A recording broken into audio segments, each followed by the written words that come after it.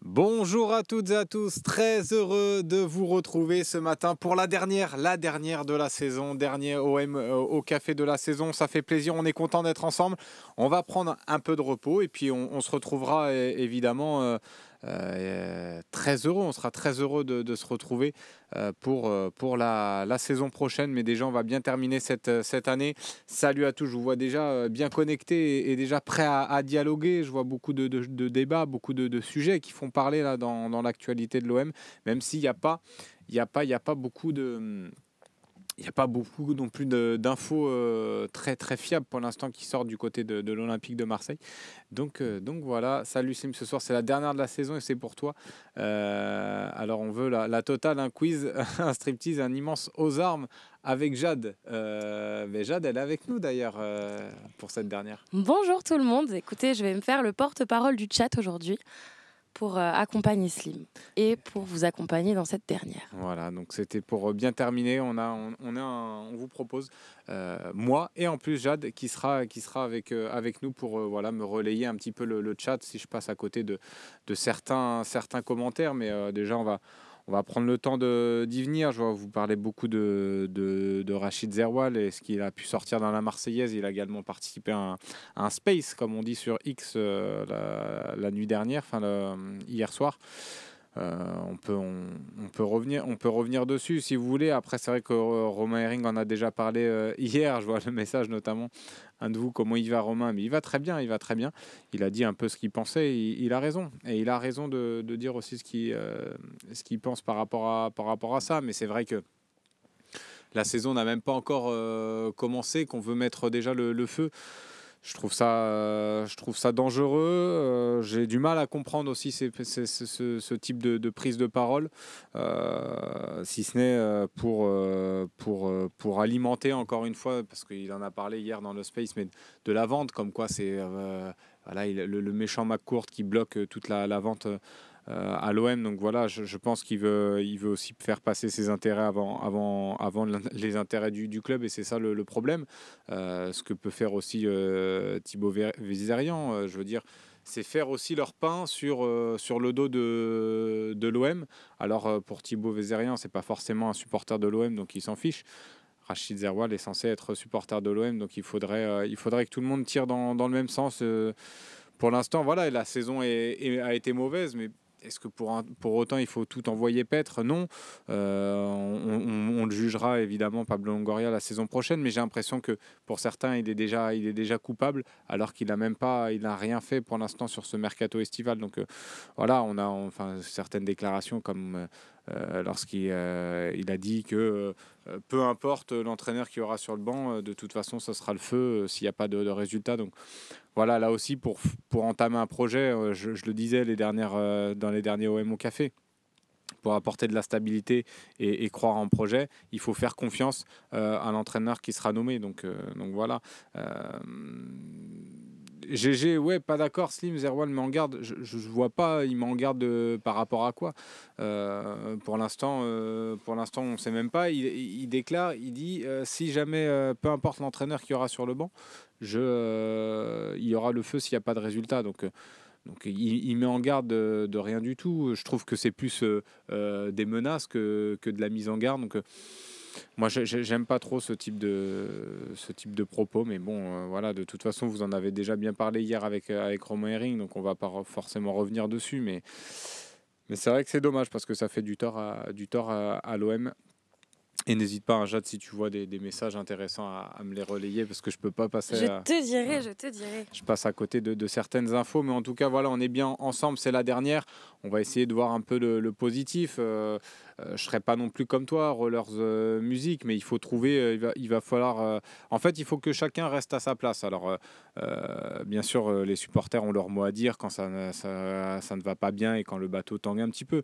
Mais là, mettre des coups de pression, en fait, moi j'appelle ça des coups de pression, mettre des coups de pression comme ça, alors que la saison n'a même pas commencé, je trouve que c'est se tirer une balle dans le pied. C'est pas forcément dans l'intérêt non plus de l'OM. Donc voilà, comme si s'était passé des choses abominables sous la présidence de Pablo Longoria. pour l'instant, on avait annoncé des prises de parole. J'ai encore rien entendu par rapport à des problèmes liés à Longoria. Donc voilà. Slim, on te demande dans le chat ce que tu penses des petits désaccords entre Villas-Boas et Conceição. Oui, c'est vrai qu'il y a eu cette info-là. Merci Jade, mais j'avais pas vu le message en plus dans le chat, donc tant mieux. Il y a eu cette info-là qui est sortie là, d'un média portugais, Record, dont j'ai regardé un peu l'interview ce matin. Enfin, j'ai regardé un petit peu l'article ce matin de Record. On en a fait aussi un papier sur le Phocéen. Ben, écoutez, moi je vois pas ça forcément d'un bon oeil. Ça veut dire que ça va retarder encore un peu la décision de Conceição. Pour rappeler un petit peu à ceux dans le chat qui sont pas forcément au courant, il y a eu une réunion hier entre Sergio Conceição et André Villas-Boas. Et de cette réunion, Sergio Conceição est sorti un petit peu énervé, un petit peu agacé, parce que pendant cet échange, Villas-Boas a un petit peu donné ses noms et ses pistes pour la saison prochaine. Et ressort Victor Bruno, qui n'est autre que son adjoint, son bras droit, qu'il avait également emmené avec lui au FC Nantes, Sergio Conceição. Donc, voilà, et ça ne lui a pas plu qu'on lui fasse. Il a senti ça comme un petit peu une trahison de la part du club. Et donc, à partir de là, il remettrait un petit peu sa volonté de partir sans indemnité en question. De son côté, Villas-Boas et la direction de Porto, elle, est plutôt optimiste quant à la faisabilité de ce départ-là de Conceição. Une chose est sûre, c'est que Conceição, de toute façon, veut quitter le FC Porto, mais visiblement, il ne veut pas résilier à l'amiable. Il voudrait des indemnités de transfert parce qu'il se sent trahi. Donc à voir, est-ce que ça ne va pas encore retarder, lui, sa décision, alors qu'il avait annoncé les derniers jours qu'il avait pris sa décision pour son avenir.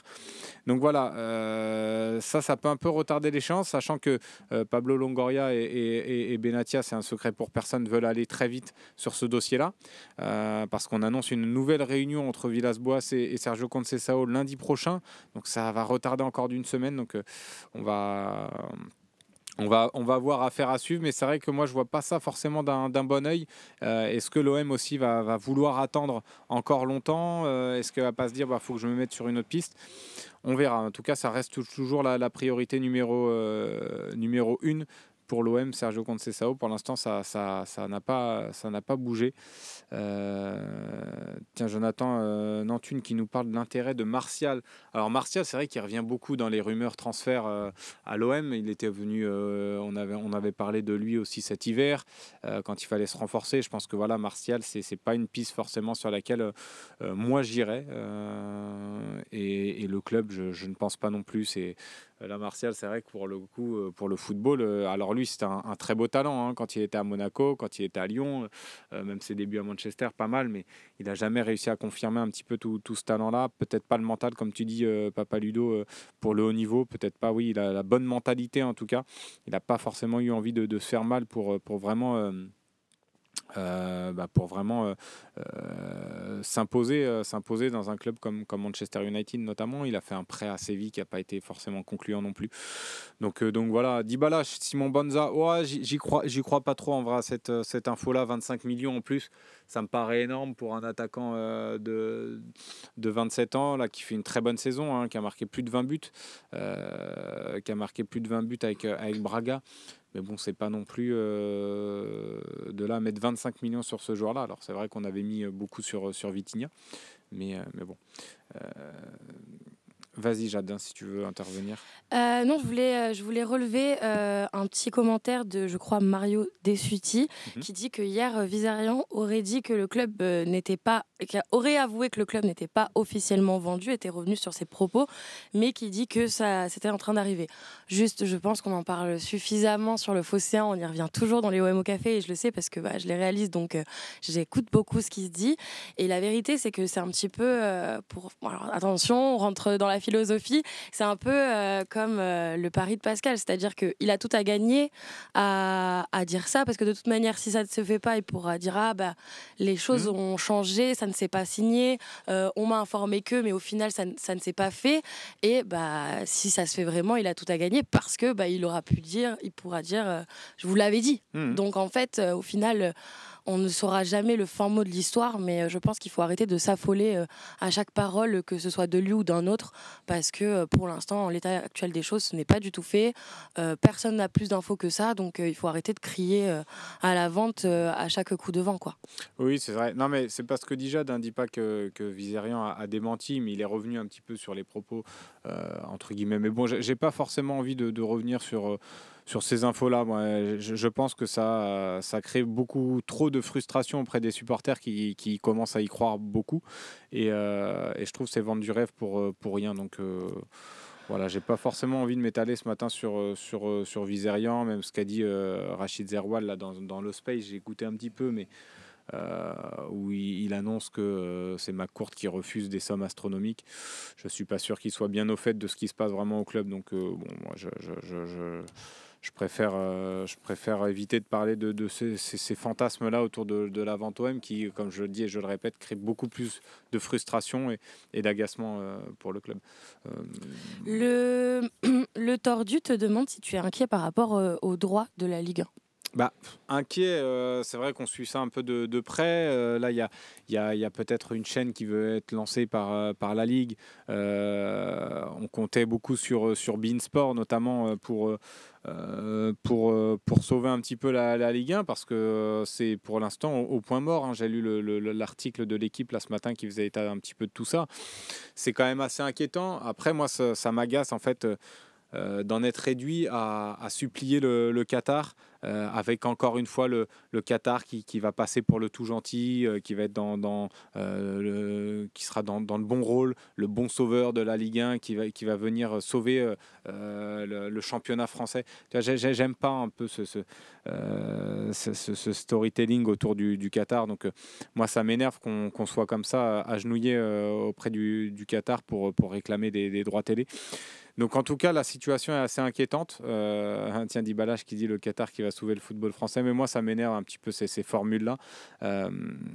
D'autant que, bon, on a laissé aussi beaucoup de liberté à ce pays-là et à ceux qui sont entrés un petit peu dans la Ligue 1. Donc voilà, moi j'en ai marre un petit peu d'être comme ça, d'attendre le Qatar qui vienne nous sauver. Donc c'est vrai que ça a été une gestion catastrophique là depuis on paye encore le fiasco de Mediapro, tout à fait, Brioche Figure. Donc on paye tout ça. Donc après, pour l'instant, oui. Alors je peux pas vous dire que j'ai des infos là-dessus, mais j'ai lu comme vous l'article. C'est pas forcément rassurant. La vente OM et les droits TV vont ensemble. Je sais pas. C'est sûr que s'il y a une vente de l'OM, ça pourrait booster les droits TV, mais bon, c'est. Slim, à ton avis, Griezmann à l'OM, c'est possible? Non, mais là, faut pas fantasmer. Je pense que voilà, Sampaoli aurait aimé l'avoir, Griezmann, justement, à l'OM. Là, faut pas fantasmer. C'est pas dans notre catégorie de joueurs qu'on peut aller chercher. Déjà qu'on va devoir se séparer de gros salaires, c'est pas pour faire venir Griezmann. Non, ça faut arrêter là. Faut arrêter d'espérer. C'est sûr que ça aurait été magnifique d'avoir un Antoine Griezmann à l'OM. Est-ce que tu as quelques rumeurs de joueurs qui arrivent? Parce que l'avait raison, se pose la question de comment ça se fait qu'on n'entend pas du tout parler de joueurs arrivant bientôt à l'OM. C'est l'Aveyron OM, je crois, non, qui a dit ça? Ouais, pardon, excusez-moi, je lis de travers sur le chat, ça passe. C'est un fidèle. Non, mais les rumeurs, de toute façon, je l'ai déjà dit, notre mercato va être conditionné aussi à l'arrivée du futur entraîneur. Donc, tant que c'est pas signé, puisqu'il aura, on part sur un projet de 3 ans. donc il aura aussi la main sur le recrutement et son mot à dire. Donc il va falloir attendre l'officialisation de l'entraîneur. Là, les rumeurs qui vont sortir aussi, il y a aussi beaucoup de jeux d'agents pour faire gonfler les prix. Je pense que Simon Banza, ça fait partie de ça. Je ne suis pas sûr que ce soit une vraie piste de l'OM, mais dès qu'on met l'OM dans les rumeurs, ça fait tout de suite, ça fait tout de suite monter un petit peu les enchères. Donc voilà, pareil pour Martial, ça c'est des rumeurs, j'y crois pas trop. Donc pour l'instant, il va falloir être patient. Le mercato n'a pas encore commencé. J'imagine que ça travaille quand même malgré tout du côté de Benatia pour faire venir des joueurs. Mais tant que l'entraîneur ne sera pas là, on ne pourra pas établir non plus un vrai effectif. Donc attendons l'entraîneur et puis après on pourra y voir un peu plus clair, je pense. J'en vois certains qui demandent quand est-ce qu'on va revenir et s'il y aura peut-être un OM au café à l'arrivée du nouveau coach. Alors, bien évidemment qu'on vous tiendra informé si on refait des petites émissions pendant l'été. Comme a dit Slim, pour l'instant, on va laisser un petit peu se reposer toutes les équipes. Maintenant, pour ce qui est du retour, on reviendra juste un petit peu avant les reprises de matchs. Je pense qu'on va peut-être certainement même couvrir les matchs amicaux. De toute façon, toutes les infos seront sur le Fossé 1. Et pour ce qui est de couvrir l'actualité du nouveau coach, bien sûr qu'on fera peut-être un petit OM au café ou une petite émission. On vous tiendra au jus. Ouais, donc voilà, donc ce sera, voilà, comme elle l'a dit Jade, ce sera courant juillet. Je pense qu'on reprendra les émissions, les OM au café. Il y aura les Mercatalk également pour suivre vraiment tout le mercato olympien. Donc ça va être excitant. On va couper et comme le disait hier Romain Herring, on s'interdit pas non plus de se faire une petite émission à l'annonce du futur entraîneur. J'allais dire à l'annonce de Conceição comme si c'était fait, mais à l'annonce du futur entraîneur. Donc voilà, on va rester quand même connecté. On va continuer à bosser, même si les émissions s'arrête, mais on va rester là pour vous donner aussi du contenu. Tiens, j'avais vu un message sympa là de Forvex qui revenait un petit peu sur les droits télé. Je vais essayer de retrouver si je le retrouve. Je l'ai perdu, mais je l'ai vu. C'était à propos du PSG ou Oui, c'est ça. Le PSG a toujours eu un média à sa solde. Il y a une époque, c'était Canal+, et désormais beIN Sport. Ouais, non, mais voilà, c'est ça, c'est que ça faisait écho un petit peu à ce que je disais. Et au-delà de ça, mais il y a même eu les politiques qui ont toujours défendu un petit peu le PSG. Et là encore, à travers le Qatar, il viendrait... on ferait le parallèle avec le Paris Saint-Germain qui sauve un petit peu la Ligue 1. Donc, alors que pour l'instant, j'ai pas l'impression que la Ligue 1 ait vraiment progressé depuis qu'il y a le Qatar. On nous présentait le Qatar qui allait permettre aux autres clubs aussi de briller. J'ai pas forcément l'impression. OM, tiens, au Conceição, ça sent la clim et la fausse joie à plein nez, comme Gallardo l'an dernier. Mais c'est ça, le problème, c'est qu'on n'est jamais à l'abri d'une mauvaise surprise, d'un refus. La piste Conceição, c'est une vraie piste, pour le coup. Il n'y a plus de secret. Ça travaille dessus d'arrache-pied. Il y a des vrais contacts avec Conceição. Après, est-ce que ça va se faire pour l'instant, Conceição lui a dit qu'il savait où il allait aller. Il connaissait son avenir. Il n'a pas communiqué le club pour l'instant, mais c'est vrai que tu n'es jamais à l'abri là, dans le foot d'aujourd'hui, dans le mercato d'aujourd'hui, d'un retournement de situation de dernière minute. Donc soyons patients. Pour l'instant, rien n'est fait. Mais c'est sûr on espère se projeter avec un entraîneur comme ça. Lolo 2501 te demande, est-ce qu'on a d'autres pistes en fin de compte pour d'autres entraîneurs qui pourraient venir à l'OM? Non, les autres pistes, c'était Francaise, qui était une vraie piste suivie par l'OM, et Fonseca, évidemment, l'entraîneur lillois, qui va aller sur le banc du Milan AC. Donc voilà les vraies pistes autres que Conceição. Après, je pense que si ça ne se fait pas, j'imagine ça travaille sur d'autres entraîneurs, notamment l'entraîneur de la Fiorentina, qui est un petit peu dans les petits papiers, je pense, de la direction. Après, ce sera en tout cas un second couteau, parce que là, la priorité, c'est Conceição. Nico Amskas se demande si Saint-Etienne remonte en Ligue 1, arrive à remonter en Ligue 1. Est-ce que tu penses que ça pourrait être le bon concurrent? Parce que là, c'est vrai qu'on est un petit peu loin de Paris pour l'instant. Donc, est-ce que ça pourrait être vraiment la petite guéguerre entre maintenant Saint-Etienne et l'OM? Oh non, je pense pas. Après moi, honnêtement, j'ai pas de haine envers l'AS Saint-Etienne. C'est vrai qu'il y a un passé entre les deux supporters. Moi, Sans parler de haine, mais une bonne guéguerre, quoi, un petit peu du même Non, je niveau. pense pas. En plus, Saint-Etienne va arriver, on va remonter en Ligue 1. Ça va être compliqué pour eux, hein. Déjà, on a vu ils ont passé quand même 2 saisons en Ligue 2. Ça a été compliqué pour monter. Là, ils vont remonter en Ligue 1. Ça va pas être un de nos concurrents, en tout cas pour jouer le haut de tableau. Non, je pense pas. Je pense pas là-dessus. Alors, qu'est-ce qu'on a d'autre? Envoyez-nous toutes vos questions, les gars. Ça y est, moi je lis. Faut envoyer là. Ça sent le Galtier à plein nez, nous dit Red Alex. C'est possible, hein, c'était une vraie piste de toute façon après le départ de Marcelino. Là, beaucoup moins, mais ça pourrait le redevenir si Conceição, ça devient un échec. Moi, ça ne m'étonnerait pas que Galtier revienne un petit peu sur le devant de la scène s'il y a un refus de Conceição. Habib Bey, je le verrais plus signer, moi, du côté du Havre, hein. Je le vois bien aller dans un club comme ça.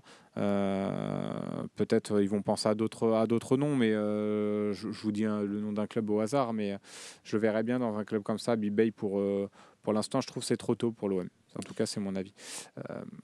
Deux petites questions au niveau de l'effectif.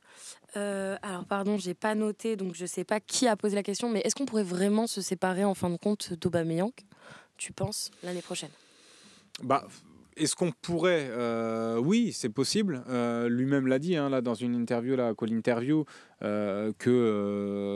d'ailleurs qui était très intéressante, qui revient aussi sur sa carrière. C'était vraiment intéressant. Toujours bien mené, ces interviews par Colin Di Cano, le journaliste. Donc c'est toujours intéressant à suivre, si vous pouvez vous la refaire. Il a parlé de l'OM, il a parlé de son avenir. Lui, il a la volonté de rester. Après, comme il dit, il y a un nouveau coach qui va arriver. Peut-être que le nouveau coach va pas vouloir de lui, va pas rentrer dans ses plans. Donc tout peut basculer. Mais pour l'instant, lui, il se voit rester. Donc, est-ce qu'on pourrait s'en passer? Oui, c'est possible qu'on vienne à faire partir Aubameyang, parce qu'aussi il y aura des besoins économiques cet été. Il fait partie des gros salaires à l'OM, donc peut-être qu'il pourrait partir. Mais honnêtement, quand tu as la chance d'avoir un joueur comme ça qui est capable de te mettre 30 buts sur une saison, vaut mieux le garder. C'est pas évident à trouver, et surtout l'accompagner autour et lui apporter des joueurs qui sont capables aussi de l'épauler. Donc ça sera ça tout l'enjeu de ce mercato. Et c'est pour ça, moi, de l'associer par exemple à un attaquant, après avoir, parce que quel coach va arriver, dans quel système il va vouloir jouer, mais un attaquant avec lui à côté comme un Mikotadze, ça me plairait bien. Bon, je vois mal Mikotadze signer à l'OM pour l'instant, mais... Et la fameuse question qui revient très souvent, pour toi, c'est quoi les prios au recrutement, demande Albo Marseille. Ouais, Albo Marseille, ça j'en ai parlé, hein, déjà, moi, sur les précédents OM au café, mais je vais te les redire. Moi, ma priorité, c'est déjà un milieu de terrain, ça va être un ailier gauche, en plus d'Ismaïl Assar, et un milieu offensif à la place d'Amin Harit. Voilà les postes clés. Après... Encore une fois, en fonction des départs, il y aura des joueurs qu'il faudra absolument remplacer. Si Jonathan Klaus part, il faudra remplacer à droite. Et je pense que, même si ce n'est pas pour certains prioritaire, moi je pense que changer de gardien, ce serait quand même une bonne idée, avec le départ avec un départ de Paul Lopez. Donc voilà, moi mes postes prioritaires, c'est surtout offensif et au milieu de terrain que j'aimerais voir beaucoup. En tout cas, qu'on voit des recrues qui puissent nous apporter quelque chose. Azerty7511 te demande qui en 10 créatif d'un calibre supérieur à Harit. En 10. Qui tu verrais qui peut là, en 10. Là, j'ai pas forcément d'idées en tête de noms là, qui me viennent.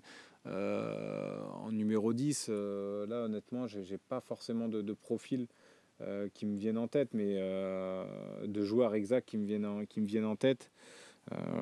Tu me prends un peu au dépourvu, mais dans le profil de joueur, voilà, j'aimerais avoir un milieu de terrain qui est capable de faire le lien entre l'attaque et entre le milieu et l'attaque. Alors TJ Savanier, oui, mais je le verrais pas arriver à l'OM. Est-ce que c'est TJ Savanier, c'est 1000 fois mieux que Amin Harit? Je sais pas.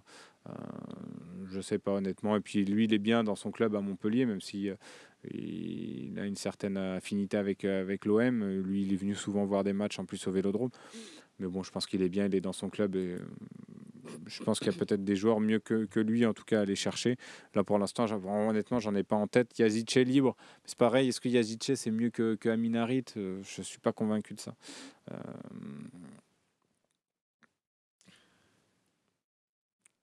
Tiens, il y a Jade, on te posait la question. Toi, tu es dans quel clan concernant Ismail Assar? Entre c'est Zofko qui pose la question. Il y a 2 clans au Phocéen. Il y a des clans pour Sarr et d'autres un peu moins. Toi, tu te situes où? Moi, je me situe que je pense qu'il faut lui laisser prendre ses marques, qu'il a quand même fait preuve de belles actions durant la saison, qu'il a marqué des buts et que je pense qu'il faut le laisser se développer. Il faut lui faire confiance et il faut lui laisser un petit peu plus de place. Je pense qu'il va mûrir comme le bon vin.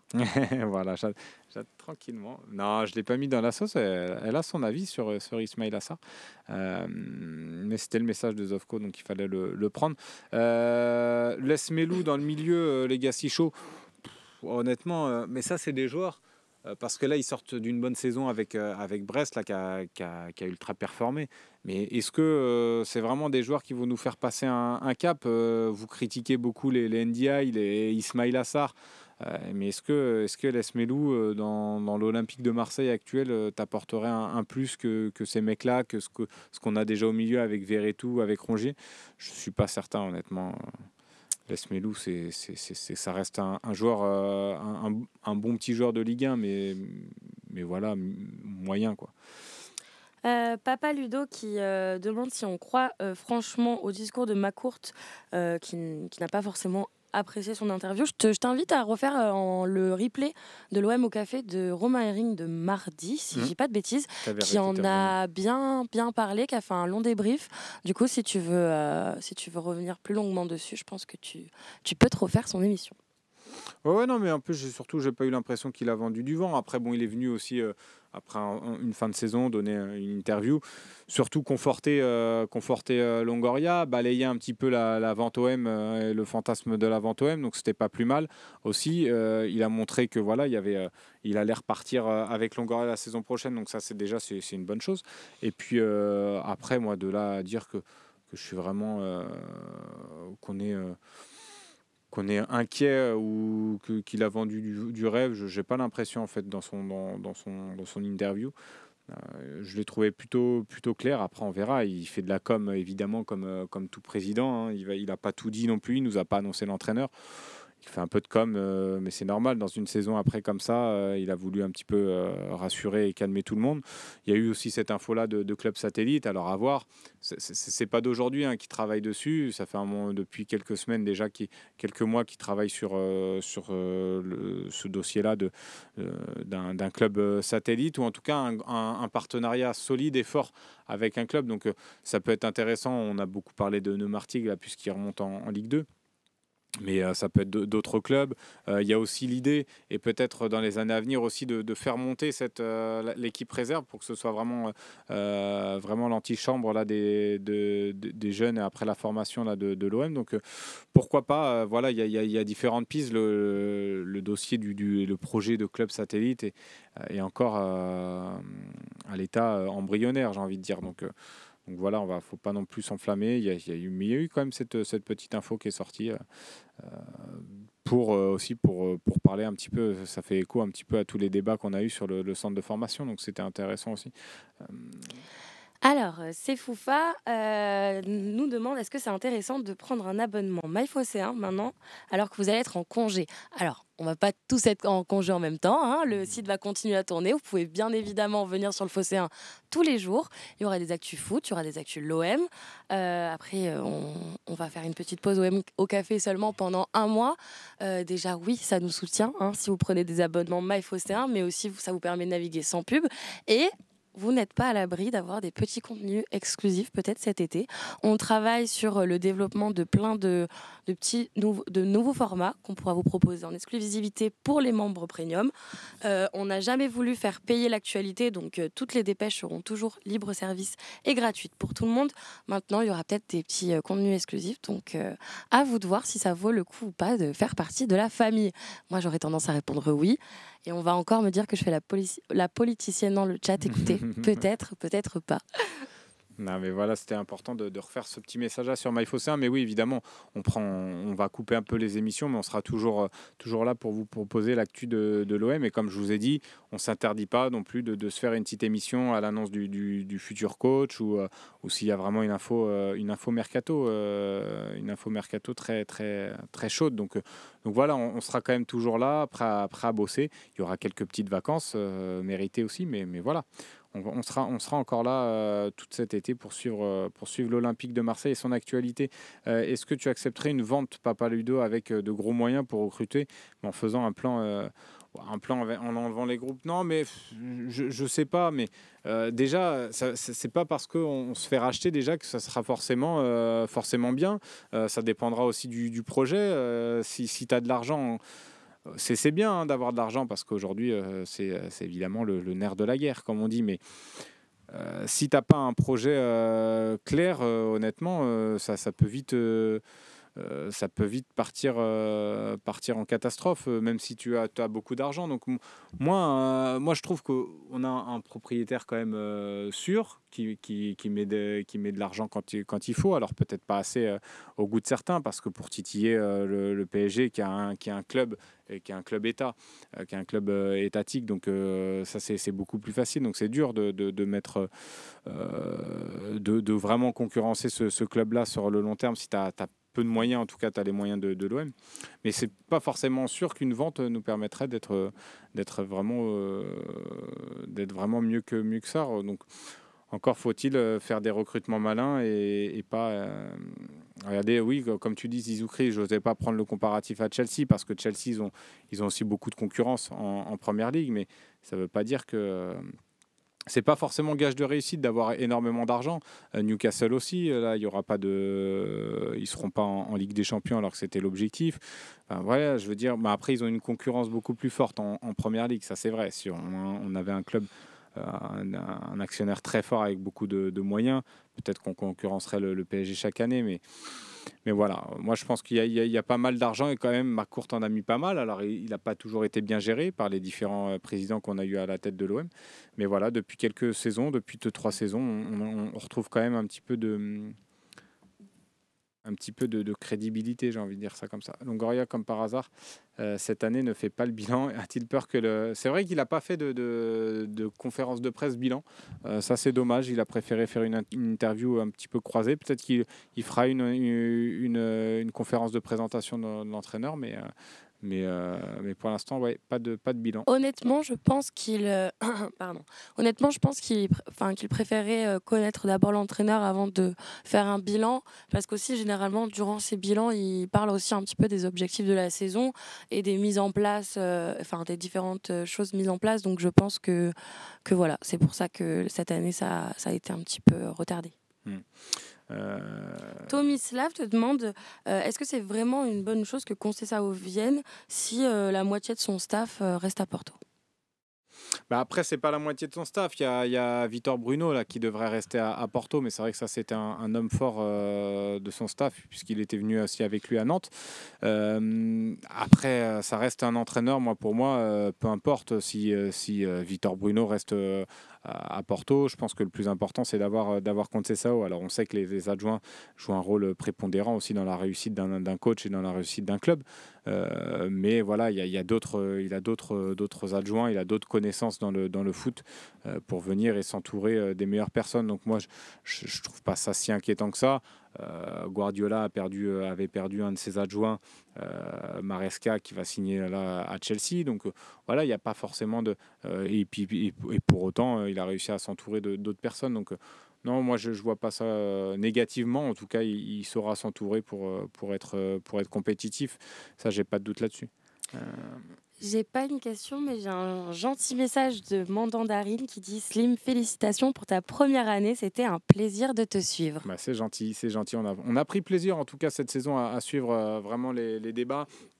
à suivre cette saison de l'OM qui a été compliquée. Hein. C'est vrai qu'on a fait beaucoup, moi je me souviens même les lundis d'après-match, lundi après le match contre Brest où on savait que Gattuso allait partir, c'était un petit peu le feu, que l'entraîneur allait arriver. On était là quand même un peu tristounet, mais on était là, on se soutenait, on essayait de débattre, on essayait d'avancer, des fois on essayait de positiver, peut-être un peu trop, mais en tout cas ouais, c'est gentil, puis vous avez toujours eu des messages sympas pour moi, donc ça fait plaisir.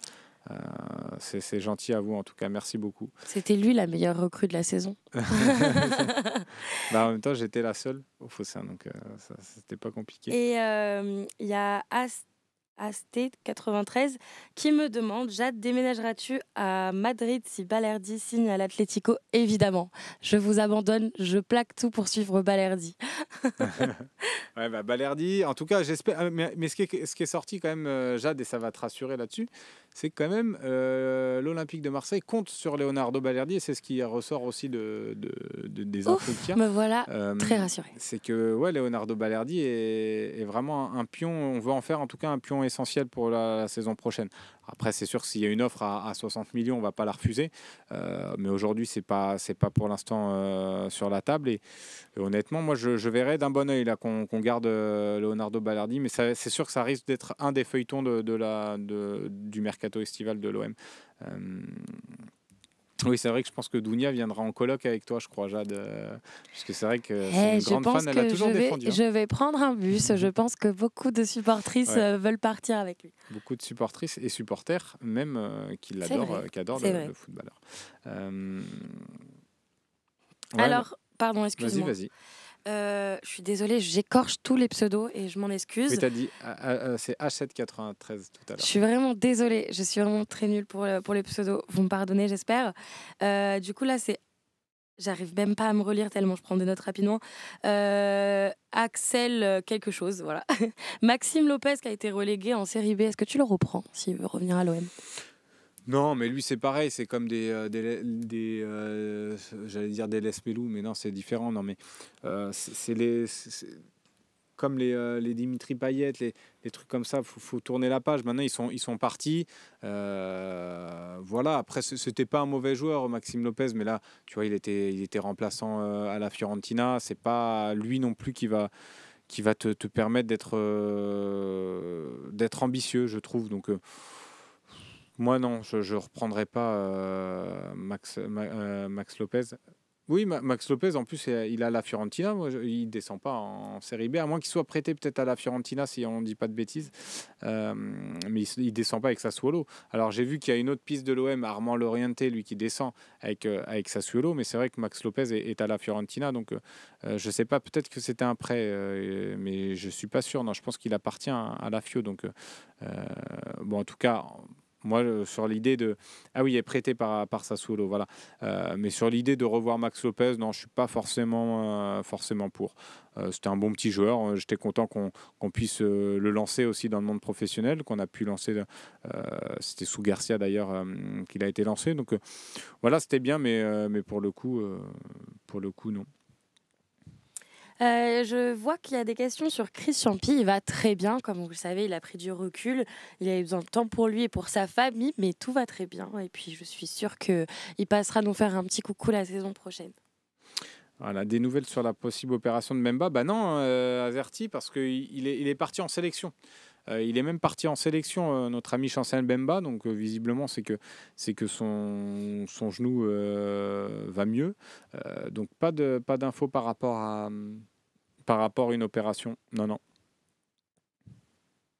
Si tu avais l'obligation de reprendre un ancien, tu reprends qui? Me dites juste pas Camara, c'est trop facile. Mais tout. Un ancien là comme ça. Un ancien. Moi, tu vois, j'aurais bien aimé. Alors, j'aurais bien aimé. Là, si tu me poses comme ça, mais Stiver, refaire revenir. Bon, après, il était arrivé plutôt un peu au Havre d'ailleurs, mais tu vois, reprendre un André Ayou là pour cette saison, j'aurais pas été contre. Cette saison là qui était un petit peu chaotique, il aurait peut-être remis un petit peu d'ordre dans tout ça. Mais honnêtement, je te dis ça un petit peu par défaut pour répondre à ta question, mais Je suis désolée, j'ai lu le message de Lopsy qui dit « Je suis Balerdi sexuelle aussi, je monte dans le bus ». Eh bien, bienvenue dans mon bus spécial Balerdi. Slim, j'ai envie de te faire un petit « tu préfères » parce que je t'ai jamais posé la question. Mais tu préfères garder Mbemba ou tu préfères garder Balerdi? Ah, S'il faut, bien évidemment, que tu t'en sépares de l'un ou de l'autre. alors il y a plusieurs options qui me viennent dans la tête. C'est que Balerdi, je pense, a une plus grosse cote sur le marché, donc tu pourras en tirer beaucoup plus d'argent. Mais je pense que sportivement, miser sur Balerdi, quand même, c'est aussi la jeunesse. Voilà, je pense que Mbemba, là, un peu plus âgé, mais sur sa carrière à l'OM, c'est sûr que pour l'instant, Mbemba fait mieux que Balerdi, honnêtement. En tout cas, c'est mon avis. Il a fait 2 saisons de haute volée, notre ami Chancel. Mais non, bah, pour l'avenir, je miserais sur Balerdi quand même, plus jeune. Et Zofiko te demande « Et Sanson ?» Tu le reprends, Sanson? Non, Sanson, faut arrêter. C'est qui? Non, mais il dit... Attends, c'est qui? C'est Zofko. Zofko. Non, mais Sanson, Morgan Sanson. Ça, c'est pareil. Il y avait eu un ami qui était venu sur le plateau en milieu de saison, quelques temps après le match contre Nice, là, qu'on avait perdu 1-0 chez eux. Il nous disait Sanson aurait sa place dans notre milieu de terrain. Bon, moi, je dis faut arrêter avec ça, quoi. Il a joué à l'OM, on a vu ce qu'il donnait. Ça n'a jamais été extraordinaire. Non, honnêtement, Sanson, non, je reprends pas. Mystérage qui demande « Pensez-vous que cette saison, il y aura de la place au Minot dans l'effectif avec Conceição ?» Si Conceição vient, bien évidemment. Alors, Conceição, c'est pas forcément non plus l'entraîneur qui fait plus confiance au centre de formation à la jeunesse. Après, si tu as des jeunes là vraiment qui ont vraiment un énorme talent, comme on peut le voir avec Sternal, je pense qu'eux auront leur chance. Eux seront dans le groupe, les Bacola, les Sternal, je pense qu'eux seront dans le groupe.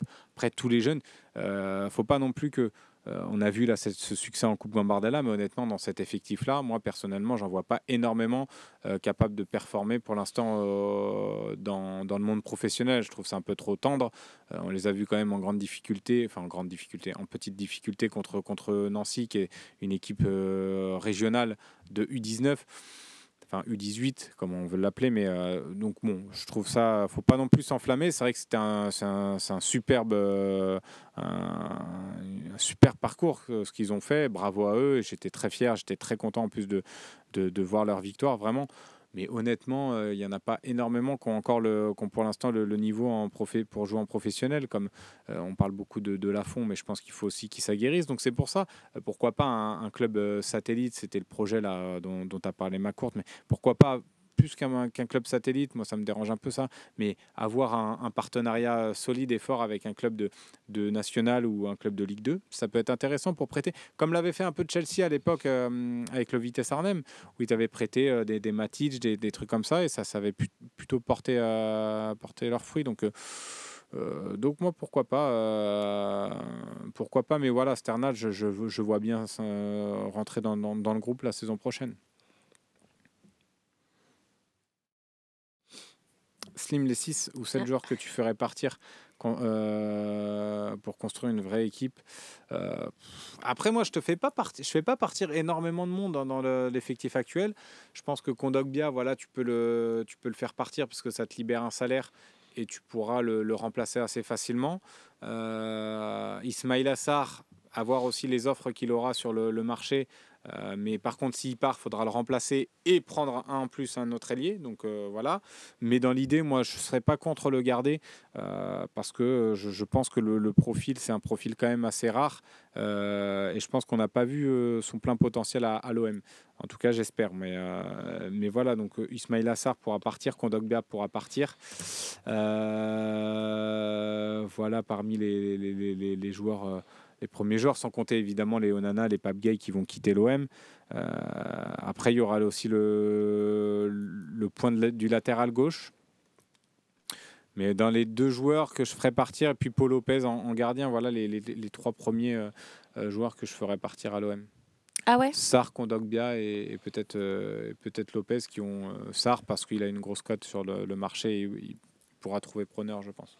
Mais Jonathan te dit, Slim, Mais s'il n'y a pas de départ, ou alors très peu, et qu'il faut alléger la masse salariale, est-ce que ça va bloquer l'arrivée de nouveaux joueurs qui augmenteraient encore les salaires à payer concrètement? Il faudra de toute façon se séparer de certains joueurs, mais c'est pour ça le mercato va aussi dépendre des départs qu'on aura. Je pense à un Jonathan Klaus. Est-ce que le nouveau coach va lui faire confiance?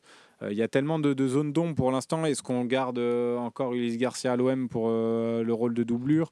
Donc voilà, il y a beaucoup de points d'interrogation. Balerdi aussi, qu'est-ce qu'on va en faire? On le garde. Aussi, on veut le garder évidemment si on veut être ambitieux, mais est-ce que les sirènes aussi de l'Atlético Madrid vont pas être trop fortes pour lui? Donc voilà, moi le premier nom qui me vient c'est Kondogbia pour alléger la masse salariale. Après il y aura aussi des départs peut-être devant. NDI potentiellement peut partir. Unai aussi c'est vrai, mais Vitinha non, Vitinha je garde pas forcément non plus. C'est vrai qu'Unai je l'ai oublié, mais c'est vrai qu'Unai je pense qu'il aura aussi il aura une belle cote sur le marché, donc tu peux en tirer quelque chose. OM13 dit Benjamin Mendy et Abergel seraient une grosse plus-value pour l'OM. Ouais, non, je suis pas d'accord. En plus, Abergel est très bien à Lorient. Là, il a re-signé encore un contrat. Il se sent très bien là-bas. C'est un club qui est taillé pour lui. C'est le leader de cette équipe-là.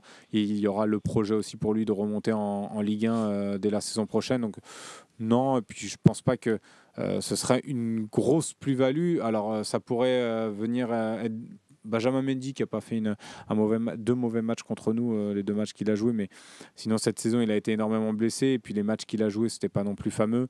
Voilà, une attitude qui avait été un petit peu critiquée aussi en interne. Donc à Bergel, voilà non plus. Quand tu dis au M13 une grosse plus-value, non, je suis pas d'accord. Ça pourrait t'apporter un petit peu des joueurs dans la rotation, mais il faut pas non plus. Abergel ne ferait pas tâche chez nous en remplaçant Charlie Goyard. C'est sûr, si tu compares à nos remplaçants de cette année, qui étaient Pape Gay ou Onana, oui, Longoria n'a rien à leur envier. Mais si tu veux justement être un peu plus ambitieux, rejouer un petit peu les premiers rôles en Ligue 1, je ne suis pas sûr que ce soit sur ce type de joueur-là qu'il faille miser. Le Duc de Mars, Unai Vitinha, tu gardes? Je l'ai fait avec la bonne Non, c'est ce que j'ai répondu déjà. Unai Vitinha, non, je garde pas. Et puis je pense que Vitinha, il y a de grandes chances qu'il refasse un petit prêt en Italie cet été. Tu voulais pas faire un petit quiz, Slim, parce qu'il est déjà 11h47, mine de rien. C'est passé vite. Vous avez vu comment elle met la pression? C'est pour ça qu'elle voulait être là ce matin, parce qu'elle veut rentrer chez elle. Pas du tout. C'est vrai que je vous avais préparé le petit quiz pour terminer en beauté, évidemment, cette année. J'ai pas vu le temps passer, 11h47. En même temps, on est tellement bien tous ensemble. Et avant ça, pour lui faire plaisir, parce qu'il a envoyé tout au long de l'émission, il a été très persistant. Turner qui dit que ça y est, tu deviens enfin une star parce que tu as pris le même bus que lui, le 12, et il t'a reconnu. Donc voilà, Slim, c'est enfin ton moment de gloire. On te reconnaît dans les transports en commun. Et je pense que tu peux lui faire une bise parce qu'il nous l'a répété tout au long du chat. Mais j'ai même pas vu, tu vois, j'ai même pas vu le message de Bal Turner. Bah écoute, salut Bal Turner. La prochaine fois, n'hésite pas à aller le voir. Oui. Je suis très gentil, je ne mords pas. Alors ça, c'est ce qu'il dit au grand public. Ouais, c'est ça. Mais non, ça, avec plaisir en tout cas, si jamais tu veux venir dialoguer. Et ben voilà, on va passer au petit quiz. Vas-y Jade, tu voulais... Dernière petite question, allez, je vois que Charlie Goyard se faufile. À quel montant tu laisses partir Balerdi? Tu as peut-être déjà répondu à cette question, mais là, pour lui... On me l'a tellement posé là, dans les OM au café, je vais sûrement me répéter, mais moi je pense 35, entre 30 et 40 millions, je pense que... 45. 45 millions. Ouais, pourquoi pas. Non, mais après, quand on voit...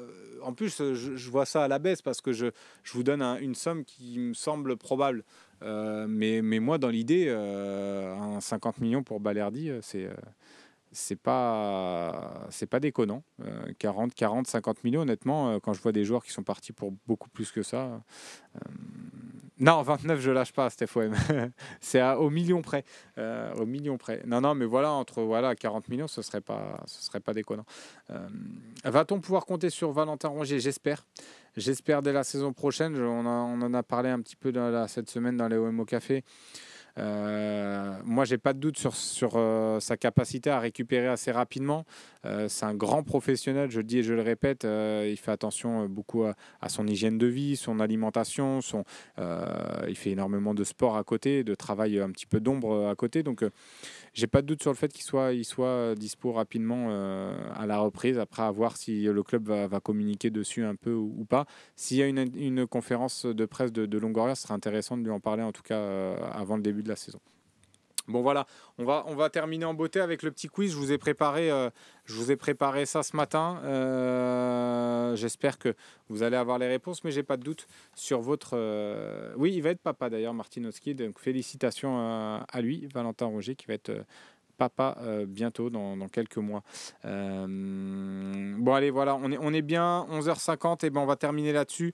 Un petit quiz. Dites-moi quand vous êtes prêts. Et puis on termine gentiment là-dessus. Non, mais il y en a déjà qui donnent la réponse alors que j'ai même pas encore posé. C'est gentil, Charlie Goyard. Tiens, Spanish Box qui revient sur Longoria. Mais là, on a fait un petit peu le tour de toutes ces infos-là. Allez, c'est parti. Alors, on va commencer facilement parce que même Jade, tu peux y répondre. Je participe. Avec combien de points nous avons terminé cette saison en Ligue 1 ? Je laisse du suspense parce que bien évidemment, je sais la réponse, mais c'est pour le chat ce quiz. Il n'y a pas forcément... Voilà, Julius qui a... Voilà, bravo. Mais par contre, vous avez mis du temps à répondre quand même à la question. Donc là, ça a pu aller voir dans le classement. Normalement, ça a pu aller regarder le classement sur Internet. Normalement, c'est du tac au tac. Parce que là, Julius, c'est OK. Prod également by JLXW, c'est OK. Mais après, là, les autres là, qui sont arrivés 1000 ans après, Jonathan OM, là, à 50, non. Pas de triche les gars, comme dit Kadarik évidemment, sinon je ferme et je rends l'antenne s'il y a trop de triche. Combien de buts a marqué l'OM en Europa League cette saison ? Allez, pas de triche. Combien de buts l'OM a marqué en Europa League cette saison ? Normalement ça devrait être facile. Troisième meilleure attaque d'Europa League. Troisième meilleure attaque d'Europa League derrière Liverpool et le Bayer Leverkusen, juste devant l'Atalanta Bergame. Pour l'instant, il n'y a pas le bon nombre. Il y en a un qui est pas loin, c'est Fred OM qui était pas loin. Il n'y a pas le bon nombre. Monsieur Ous également qui est pas loin. Il n'y a pas le bon nombre, ils veulent pas le mettre. Agent Zohan qui est pas loin non plus avec son chiffre. Et bravo l'Aveyron OM qui est le premier à avoir donné le bon chiffre avec Martinowski également. Martinowski qui nous donne le bon chiffre et c'était bien 27 buts marqués. Donc ça prouve déjà que ça triche pas, c'est bien. Bravo à vous, bravo à l'Aveyron OM et Martinowski pour les 27 réalisations. Donc juste devant l'Atalanta qui était à 25, Liverpool deuxième à 29 et Leverkusen premier malgré leur défaite en finale avec 31 buts marqués dans cette Europa League.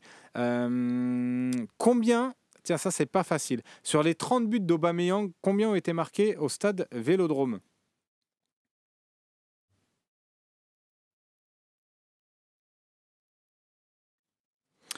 Allez, je répète, sur les 30 buts d'Aubameyang, combien ont été marqués au Vélodrome, toutes compétitions confondues.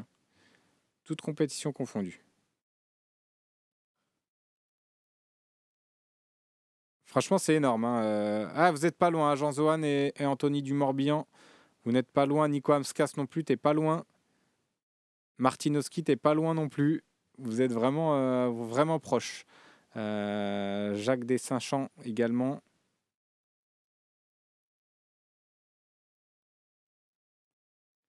Et c'est Agüero qui a le bon résultat. 20 buts marqués. Ouais, c'est ça, Steph OM également, tu l'as. 20. Vampire 4230, c'est 20 également. Bravo à ceux qui l'ont trouvé. Donc c'était 20, Name 37 exactement. Padmi 20 également. Bravo. On va passer à la question suivante. Il nous en reste 2. La petite dernière, l'avant-dernière, tiens. Ça, c'est facile. Normalement, vous allez devoir trouver. Même Jade, elle va nous trouver, j'ai l'impression. Moi, je vous laisse jouer, bien sûr. Je vous laisse parce jouer. que Jade, depuis tout à l'heure, elle me fait les signes. Elle a les bons résultats. Je tiens à le dire. Quel est, après Aubameyang, le joueur le plus décisif de la saison, toute compétition confondue? But plus passe décisive.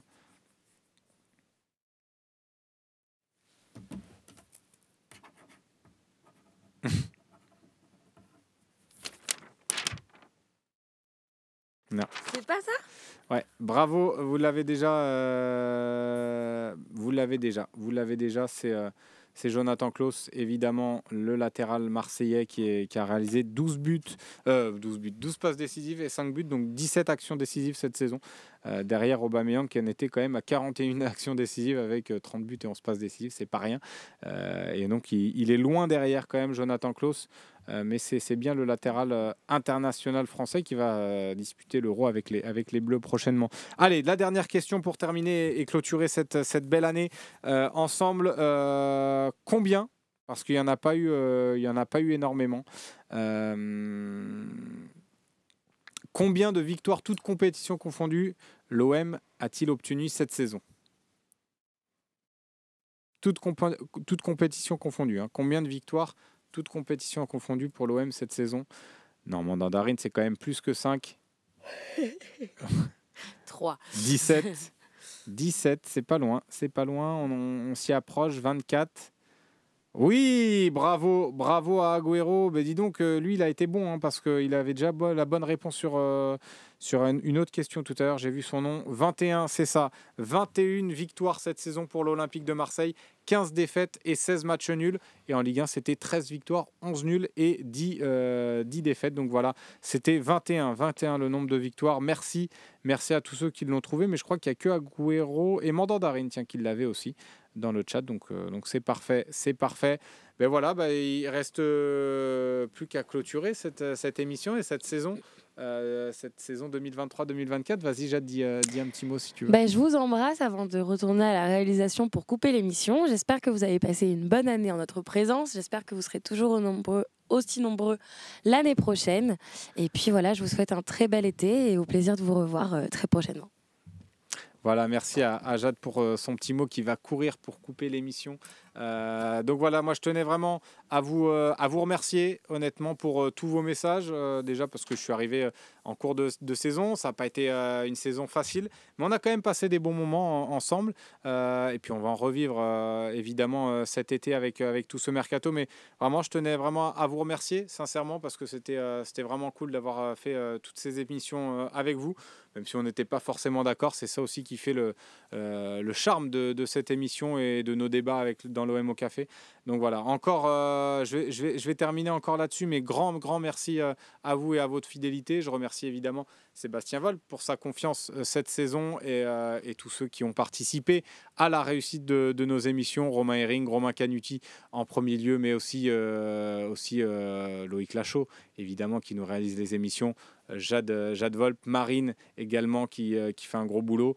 Et puis Benoît qui nous a rejoint depuis peu, mais qui fait également un bon boulot là à la communication. Donc voilà, merci encore à tous dans le chat parce qu'on a passé une dernière belle émission de beaux débats et on va prendre le temps de se reposer. On va se retrouver encore mieux la saison prochaine. On espère pour vivre une très belle année cette fois-ci.